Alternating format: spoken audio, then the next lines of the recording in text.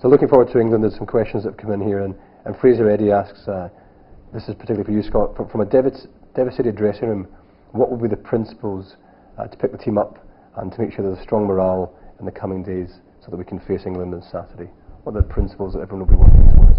I think there's got to be a kind of disappointment process. The guys were gutted last night, and probably some sore bodies and some really disappointed guys get out of their beds this morning and get through recovery, get to see the medical staff and get ourselves ready as we always do. But it's in the cold light of day, as you would say, we can still qualify. We can beat England on Saturday. I think there's various permutations. I think Argentina have to do us a favour, which seems because they have to sort of bonus point Georgia, and I think probably the easiest way to look at it is if we beat England and deny them a bonus point, we should still qualify. So yeah, we've got to get on now. That's the thing. It's there's going to be a tough period, but the guys, I think we touched on it earlier, the guys who didn't play, we're probably this is where you step to the fore and really try and energise the guys and pick them up, because it's their bodies will be battered and bruised and they've been through it.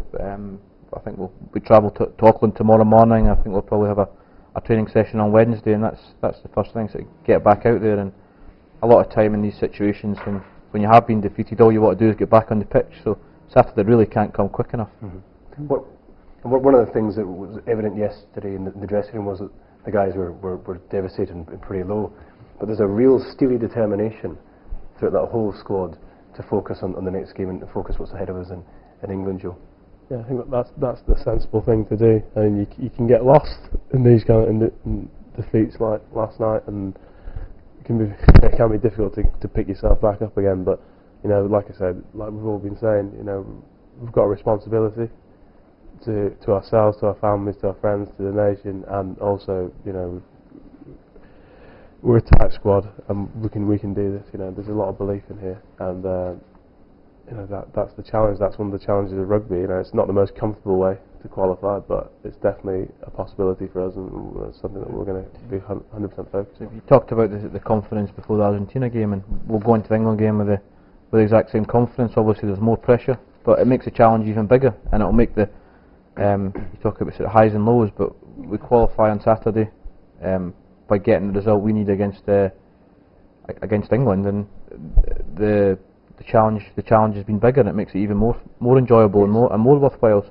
that's what we've got to look at. Like, it's not the game on Sunday. Yeah, it does hurt, but it's probably gone now, and Saturday has to be our sole focus for the next sort of 5 or 6 days. I'm sure that's what all the coaching staff and all the players will be looking towards, and getting a result on Saturday. We'll maybe sort of chat about what it's like living on a tour, living in a tour amongst everybody. Has anybody got any sort of unusual rituals that they get involved with pre-match or in the run-up to a game? Have you guys got any yourselves? Have you come across any? I don't think I've got any myself, really. You don't put your boots on in a certain order, you don't? Well, he struggles just to tie his laces. I think we had this conversation. You asked us, I think last time we did this with when Mossy and guys were talking about it, but could have a think. I think there's guys do little things you don't really think about. Like, I think I'll always like text my wife and my kids before an hour before kick-off, and then turn my phone off. So that's me completely sort of out of comms for that period. And there's nothing major. I'm sure guys have got little things that they like doing, and it's even in a lead up to a game. It's not even just the couple of hours beforehand. It will be the night before or the morning or whatever. But it's whatever you need to do, really. Al Kellogg spoke about one of his teammates, I think it was, in his club back in Stirling County when growing up. He would always have a pint and a cigar. None of that happens within the Scotland Club before a game. Nah, I don't think so. Not that I know. Not that I know. I'm not sure. And Anne Blackhall asked a question from Twitter. Who's the best and the worst person in the squad that you have shared a room with?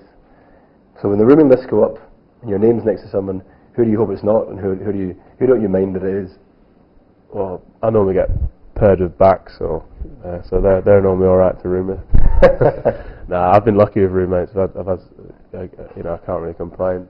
It'd be harsh to call one of them the worst roommate. I think they've all been great. So who are you rooming with at the moment, Joe? I'm rooming with Sean at the moment, so that's fine. I'm roomed with Richie Gray and then Richie Vernon. the 2 times before, and they've all been fine. They're a really good bunch. Scott, how about yourself? It's a kind of standard. Nathan Hines is obviously terrible to get as a roommate. Just not from any, just because he is what he is. Really, that's more of an in-squad joke really than anything else. But he's a bit of a prankster, Nathan. Yeah, he likes it. Yeah, he's obviously the oldest in the squad by a considerable amount. So he's been around, seen been there and seen it all. So he's good value. He's good and he's bad. I'm probably more so on the bad side of things. I've got Simon Danielle at the moment actually, so Simon won the roommate lottery this week in Wellington. He managed to get me, so I've been slowly sorting his life out. Looking after his iTunes and his iPhoto and showing him how to do that. He's a bit of a techno geek. That's one of the questions that's come through from a number of sources, which is how do you manage to keep in touch with home? You're away for so long. I guess technology now has moved on since it has in the days of the occasional phone call. How do you guys keep in touch, and what do you do to keep in touch? I think we've probably, obviously being young guys, myself and Joe, of a generation where things like Skype and your iPads and things like that are kind of common for us. So it's been good to seeing this. I've got a wife and 2 kids at home, so I give them a call every morning, sit down and have breakfast with them. With my wife puts the iPad on the table, and it's almost like I'm there, keeping an eye on them. But which is brilliant. It makes it a lot easier. It definitely does. Speaking to guys who have been like James Robson, he's been around for so many years, probably close to 30 odd years, touring around with his wife and family, and he says it's been one of the best advancements for him. That's made it easier because you can get to speak and see them and speak to them at least every day. So that definitely softens the blow, but it's tough as well being away from them. A long way from home. And Joe, yourself, you managed to keep in touch with base through Skype? Yeah, exactly. I think I was on a conference call a few days back, and we had the 2 sisters, and Dad, and someone else were on. My dad's amazed by the technology. Obviously, he's not really. He's probably a technophobe, and he's just completely startled that he can actually see us all when we're all talking. And that's outstanding. And he'll be coming out. Mum and Dad are coming out on Tuesday for the Auckland test as well. So that'll be great. So I get a chance to see them in the flesh.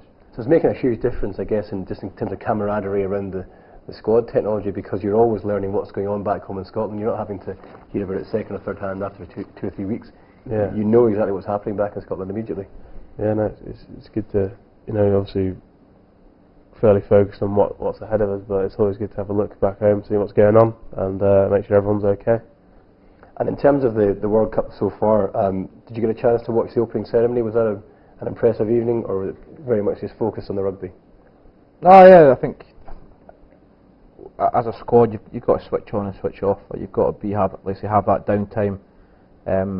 Any job, and yeah, we're very, very fortunate. This is our job. Yeah, we're lucky to do it. But you got to have your time away. Even back at our clubs, you train, but then you go home to your families and relax and chill out and go and do your own thing. So it's socially, and it's probably more so in this camp than ever when you're not at home. Like I don't think I've been in my house at home for sort of 3 months yet. When I locked the door to come up to Edinburgh to train, I've not been back through my own house for 3 months. So yeah, you got to chill out, you got to relax, you got to try and see the country. It's part of it. Like down in Invercargill, maybe not the most to see down there, but yeah, up in Wellington. Wellington's a beautiful city, and get out, and there are various tours arranged for us, and it'll be the same when we go to Auckland to go and experience it, because that's part and parcel of it.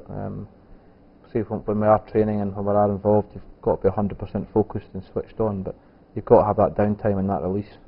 It's a very good point, this idea of balancing hard training alongside a little bit of R&R. Have you got a chance to see some of Wellington, Joe, whilst you've been here? Yeah, I've had a look at the botanical gardens, and went on the cable car, which is about a 200 metre long trip, which is I wasn't expecting to be that short, but it was good nonetheless.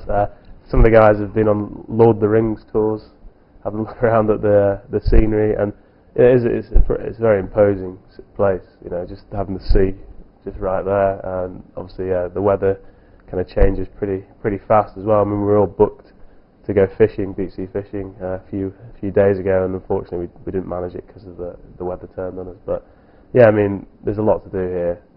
Just the restaurants and the coffee shops, and obviously the sea is a big factor here. I mean, unfortunately, like I say, we missed out on the fishing trip, which would have been amazing. But yeah, we've all been out and about. Nobody's gone bungee jumping yet. I mean, New Zealand's sort of mad for their adventure and adrenaline sports. There's been no bungee jumping or whitewater rafting yet. I think we're warned about that. Like, although there is time, but we're also not on holiday, which is a shame. But there's limits to what we can do. You got to stay safe, and there's kind of risks and things involved in that. So had you been here on holiday, would you both think about something as crazy as that? Bungee jumping or? Yeah, probably. Yeah, definitely. I'd give it a bash when you're going to try something. I think down South Island, that's their main focus down there. But there's the cities, and just to experience them and get out and have a look around and see different cultures. And I think there's definitely people do talk about it. See, this is myself and Joe's first time in New Zealand, but there are a lot of similarities with Scotland. The street names and the layouts and things like that. And it's good having a walk around and experiencing it for yourself. So in terms of this week, guys, what would be the sort of usual test week? We start today with a bit of recovery for the boys that were playing yesterday. Yeah, that will involve a sort of pool session. Yeah, they'll do that. I think we'll probably go to the gym at some point. Yeah. I think it's a short week. So yeah, it's a short week with a travel day in there as well. So it's I think we're as yesterday showed by our performance and the way we tried to play the game, we're in pretty good shape. Unfortunately, the result didn't go away, but I think the guys will recover today, and we'll travel tomorrow, and then we'll get up to Auckland and have a couple of light sessions, and it's just mainly organisation. And Andy will pick his team again. He'll pick the team that he sees best to go and beat England, and that'll be our main focus.